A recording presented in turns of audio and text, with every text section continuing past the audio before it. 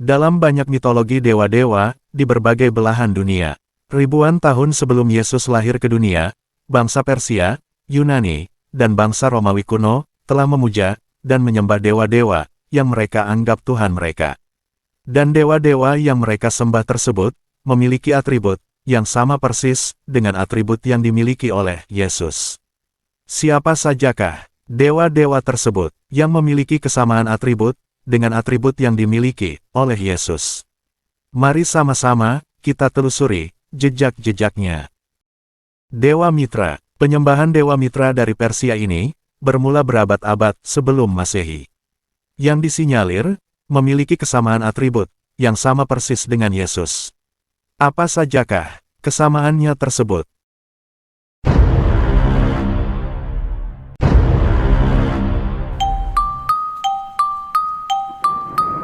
Dewa Mitra. Saat lahir, Dewa Mitra dibungkus kain pembalut, ditempatkan dalam palunga, dan dikunjungi para gembala.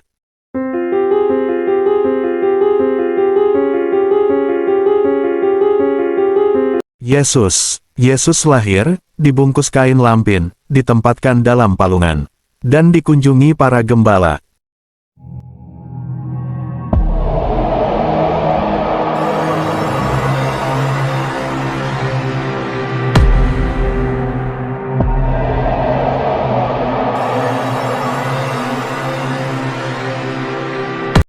Mitra, dia dianggap guru besar, dan tuan yang berkelana. Dia punya 12 kawan, atau murid. Dia melakukan mujizat-mujizat.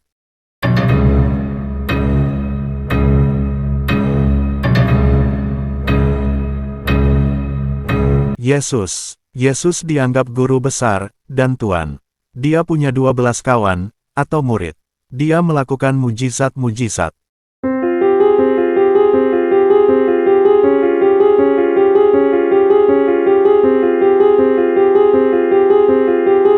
Mitra, sebagai lembu besar matahari. Mitra mengorbankan dirinya sendiri, demi kedamaian dunia. Mitra naik ke surga, dengan kereta mataharinya.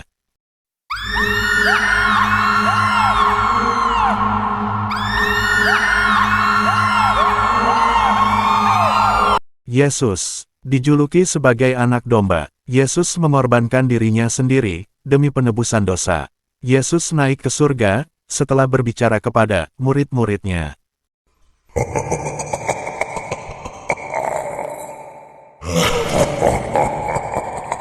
Mitra dipandang sebagai gembala yang baik, jalan kebenaran, dan terang. Pembebas, penyelamat, dan Mesias.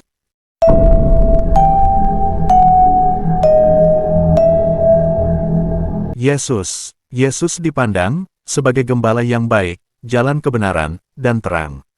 Pembebas, penyelamat, dan Mesias.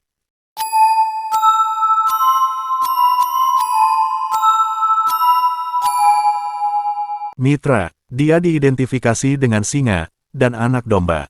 Hari sucinya adalah Minggu, atau Sunday, yaitu hari matahari.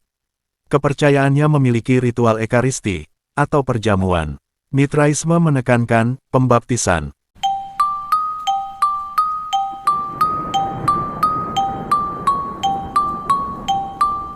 Yesus, dia diidentifikasi dengan Sang Firman, dan anak domba. Hari sucinya adalah Minggu, atau Sunday, yaitu hari Dewa Matahari. Kepercayaannya memiliki ritual ekaristi, atau perjamuan. Yesus menekankan pembaptisan. Dalam Catholic Encyclopedia, disebutkan mengenai Mitraisme. Tanggal 25 Desember, sebenarnya adalah hari kelahiran Mitra, Dewa Matahari. Bukan kelahiran Yesus Kristus. Dalam banyak tulisan mistis kuno, Dewa Romawi Frigo kuno, Atis, digambarkan dilahirkan oleh ibunya, yang masih perawan pada tanggal 25 Desember. Yang akhirnya dibunuh, dan dibangkitkan kembali. Dan, berikut ini, beberapa atribut Dewa Atis, yang sama persis dengan Yesus Kristus. Atis dilahirkan, pada tanggal 25 Desember, oleh perawan Nana. Dia, seorang gembala. Dia dianggap putra tunggal yang dilahirkan, firman, dan penyelamat yang dibunuh demi keselamatan umat manusia. memiliki tradisi makan kurban, yang menganggap tubuhnya sebagai roti yang dimakan oleh para penyembahnya. Atis disebut sebagai anak Allah dan Bapa. Dia turun ke dunia orang mati.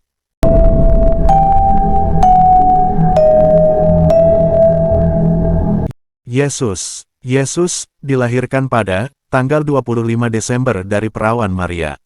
Dia seorang gembala. Dia putra tunggal yang dilahirkan. Dia adalah Sang Firman dan Penyelamat. Dia mati untuk menebus dosa manusia. Memiliki tradisi makan kurban, yang menganggap tubuhnya adalah roti yang dimakan oleh para pengikutnya. Yesus disebut anak Allah dan Bapa. Dia bangkit dari antara orang mati.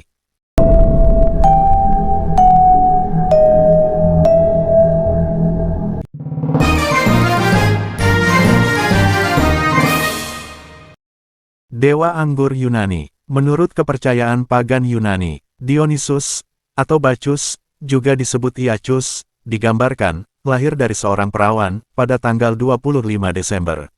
Menurut tradisi umum, Dionysus merupakan putra dewa Zeus dan perempuan manusia, Semele.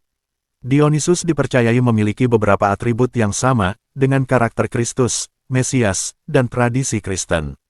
Dan berikut ini beberapa kesamaan atribut antara Dionysus versus Yesus.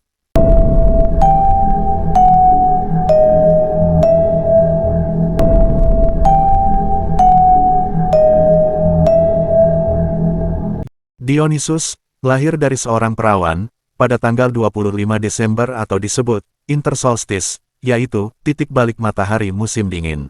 Sama seperti Yesus lahir dari seorang perawan pada tanggal 25 Desember atau intersolstice atau titik balik matahari musim dingin. Dionysus adalah putra Bapa di surga. Yesus adalah putra Bapa di surga. Dia sebagai anak suci, Dionysus ditempatkan dalam sebuah palungan, atau ayunan, di antara binatang-binatang.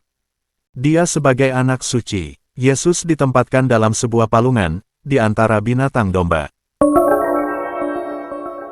Dionysus adalah seorang pengajar yang berkeliling, sambil melakukan mujizat-mujizat. Sama seperti Yesus, seorang pengajar, dan melakukan mujizat-mujizat.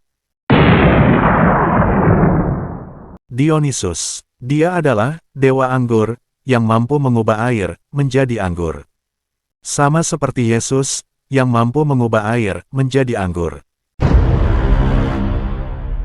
Dionysus menunggang seekor keledai pada perarakan kemenangan. Sama seperti Yesus, naik keledai, seperti tertulis dalam Yohanes 12 ayat 14.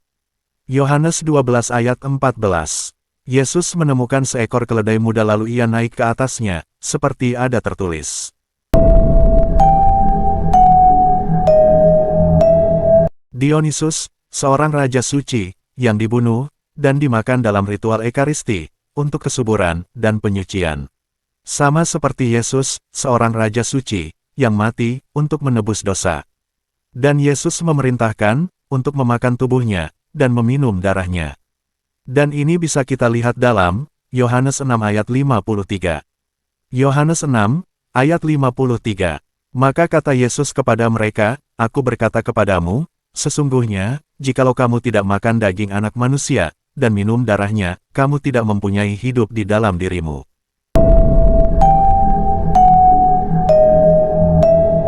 Dionysus pergi ke dunia orang mati, untuk menyelamatkan kekasihnya, bangkit dari tanah setelah mati 3 hari. Sama seperti Yesus pergi ke dunia orang mati, untuk menyelamatkan dosa manusia, bangkit dari kubur setelah mati 3 hari.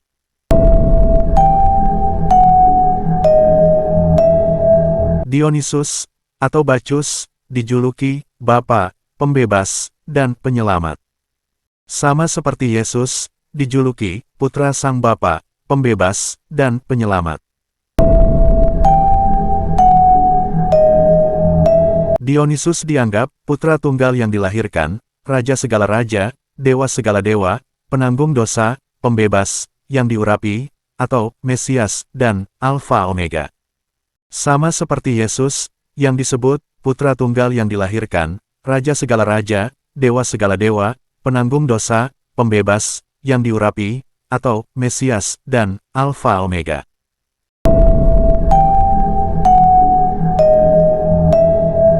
Dionysus diidentifikasikan dengan kambing jantan, atau anak domba. Sama seperti Yesus, diidentifikasikan dengan anak domba.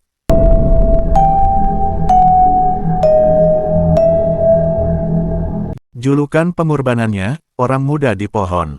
Dia digantung pada pohon atau disalibkan. Sama seperti pengorbanan Yesus, yaitu digantung atau disalibkan. Itulah beberapa atribut dari para dewa yang hidup di zaman Persia, Romawi, dan Yunani kuno. Mungkinkah Yesus merupakan tiruan dari mereka? Bila kita menilik dari atribut yang dimiliki oleh Yesus, mungkinkah segala cerita tentang Yesus telah tercampur aduk dengan kepercayaan Helenisme, bangsa Romawi, dan Yunani? Mengingat, cerita tentang Yesus pun didapatkan dari manuskrip berbahasa Yunani, yang bukan bahasa dari tokoh tersebut, yaitu Yesus. Dan tidak menutup kemungkinan adanya ajaran pagan yang menyusup dalam ajaran Yesus. Wallahu alam bishawab.